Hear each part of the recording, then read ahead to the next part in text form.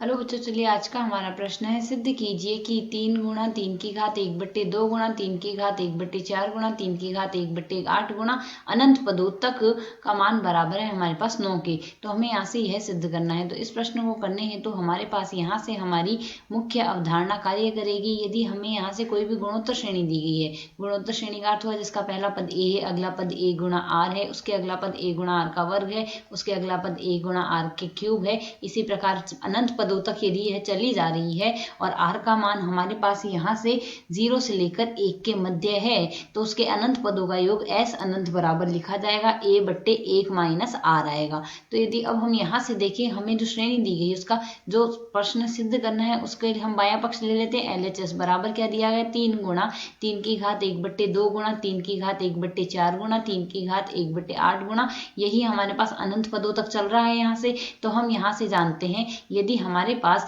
x की घात a गुणा में हो x की घात b बराबर लिखा जाता है, हमारे पास आधार समान है तो घातें हमारे पास जुड़ जाएगी, तो x की घात a प्लस b आ जाएगा। तो यही प्रक्रिया हम यहाँ से काम में लेंगे। यह पद आ जाएगा 3 गुणा 3 की घात हमारे पास सबसे पहले 1 है, उसके अगले पद में 1/2 है, उसके अगले पद में 1/4 है, उसके अगले पद में 1/8 है।